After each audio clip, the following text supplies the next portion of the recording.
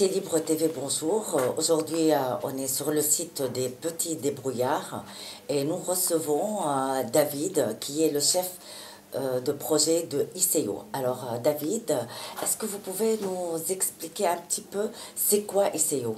Bonjour, alors ICO c'est un service d'accompagnement en proximité des demandeurs d'emploi des quartiers de la politique de la ville de Brest, donc les quartiers de Pont-à-Nézène, Kéréderne, Kérourien et Bellevue. Et c'est un projet qui est cofinancé par donc, la politique de la ville et par le Fonds social européen et qui est porté par l'association Satorolé.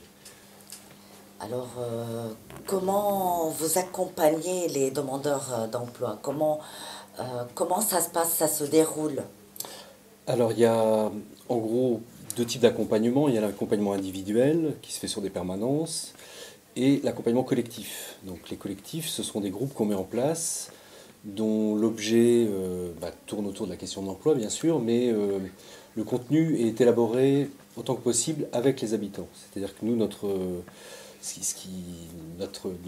comment dire, marque de fabrique, c'est un peu de construire les choses avec les habitants. De dire que les thématiques, les gens qu'on va faire intervenir sur les collectifs, le travail qu'on va initier sera décidé de concert en fonction des gens qui sont là et pas sur un programme qu'on répète d'année en année, c'est-à-dire que c'est en fonction des gens qui sont présents. Ça, c'est les deux grandes orientations, accompagnement individuel et collectif. Et après, il y a d'autres outils qu'on fabrique, c'est le travail sur des projets. Et en travaillant sur des projets, ça nous permet d'amener les gens à exprimer leurs talents, à mettre en valeur leurs compétences et à reprendre confiance en eux et à reprendre de manière parfois indirecte le chemin de l'emploi. Alors, est-ce que vous pouvez nous faire part du café rencontre? Comment ça se passe? Alors le café rencontre entreprise, en fait, c'est une démarche qu'on a coélaborée avec le PLI, avec Pôle emploi, la mission locale, la région Bretagne, pour créer justement des espaces et des temps de rencontre sur les quartiers prioritaires. Du coup, les 7 quartiers de la ville de Brest, où on va amener les gens du quartier à prendre en main l'organisation et l'accueil des entreprises sur leur quartier. Et on va se baser sur 3 services entreprises, celui du PLI, celui de la mission locale et celui de Pôle emploi, pour aller chercher les entreprises et les faire venir à la rencontre des participants. Donc, c'est vous qui va chercher ces gens-là ou c'est les demandeurs d'emploi?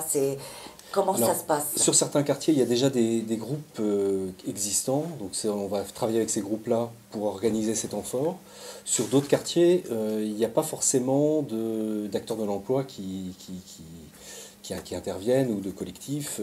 Donc là, on va se baser plus sur les acteurs de quartier, les acteurs de proximité pour inviter les habitants intéressés par cette question de l'emploi à participer à une réunion d'information. Et au cours de cette réunion, on va leur proposer de prendre en main la création d'un événement.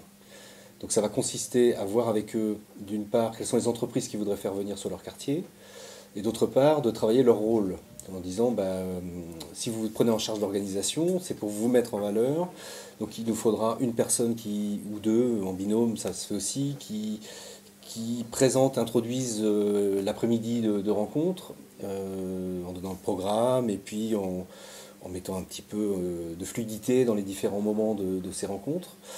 Et on va ensuite associer à chaque chef d'entreprise qui va se présenter un binôme habitant. Et donc une personne qui va venir, qui va accueillir et accompagner tout au long de l'après-midi le chef d'entreprise, qui va lui permettre d'avoir un contact privilégié avec ce chef d'entreprise. On va avoir des personnes au café et à l'accueil. En amont, ce qu'on a rajouté cette année, c'est qu'une semaine en gros avant le café rencontre, on va en entreprise avec les binômes là, dont je parlais à l'instant, et on va aller tourner quelques images et, si possible, interviewer des salariés qui sont sur des postes de travail que viendront présenter les chefs d'entreprise, histoire d'amener un peu plus de concret. Voilà. Après, le café rencontre, il se passe en 2 temps. Il y a un temps où les entreprises se présentent à tour de rôle devant le public, et un deuxième temps où on dispatche les chefs d'entreprise dans la salle, et les gens, par petits groupes, peuvent venir échanger. Voilà, un peu la démarche. Alors, avec toute cette démarche que vous avez faite, je sais que vous avez porté le projet de Quartier Libre TV qui se termine en décembre. Alors, est-ce que vous pouvez nous dire, c'est quoi le bilan que vous pouvez en tirer? Eh bien, un bilan positif puisque vous êtes encore là. Ouais. Moi, le portage effectivement du projet se termine en décembre. L'action, le financement qu'on a obtenu nous a permis de démarrer en novembre l'année dernière avec un démarrage un peu expérimental et une inauguration vraiment du projet en février. Il faut savoir qu'avant ça, il y a eu à peu près une année de réflexion avec des groupes sur les quartiers.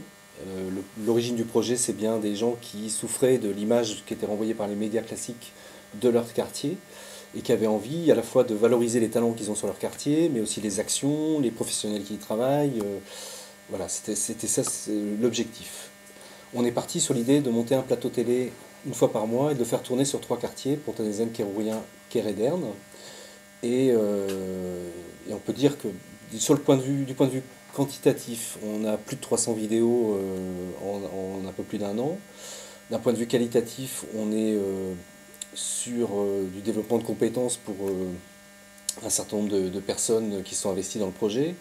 Et on peut se dire qu'on est bien dans les clous, c'est-à-dire qu'on a valorisé aussi bien des habitants que des associations, des projets. On est resté vraiment dans la mission qui nous était dévolue, qui avait été décidée au départ.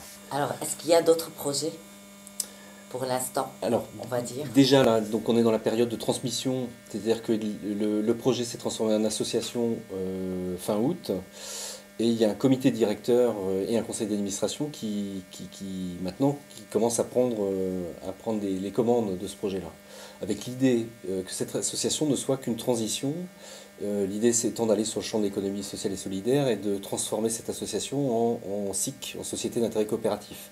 Parce que la communication sur les quartiers concerne aussi bien les habitants que les professionnels qui y travaillent, que les institutions qui mettent des moyens aussi pour améliorer la vie des résidents de ces quartiers, ces territoires. Et tout le monde a besoin de communiquer, de valoriser les actions qui sont mises en place. Donc c'est l'intérêt de tout le monde de participer à un projet comme celui-là. C'est pour ça que la formule d'une SCIC pourrait être intéressante, et donc ça va être le gros travail du comité directeur, ça va être d'enclencher ce processus de transformation d'association vers entreprise d'intérêt collectif voilà, au courant de l'année 2017, avec l'idée de travailler des contenus, peut-être d'autres contenus pour la télé pour augmenter l'audience, et puis voilà. Sur la participation, on peut dire qu'il y a eu au départ, à l'origine du projet, il y avait à peu près 50-60 personnes qui étaient intéressées pour démarrer sur le projet. Sachant que c'était des personnes qui étaient essentiellement des demandeurs d'emploi. Donc au moment où le projet s'est réalisé, il y avait une bonne partie des gens qui étaient déjà partis en emploi et qui, du coup, n'ont pas pu participer au projet.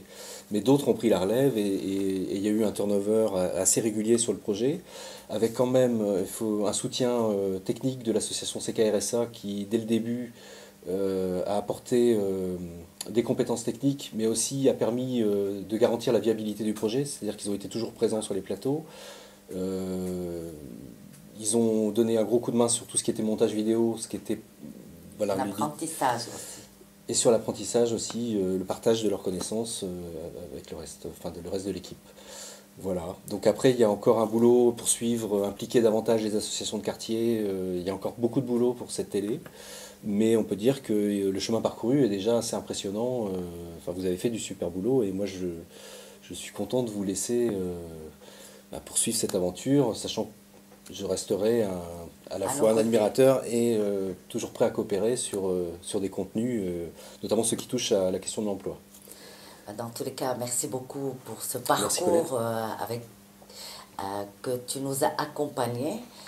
Et puis, à une prochaine fois, peut-être pour un autre projet qui peut aboutir à quelque chose de bien, de beau, de fort et de travail. Merci beaucoup. Merci Colette.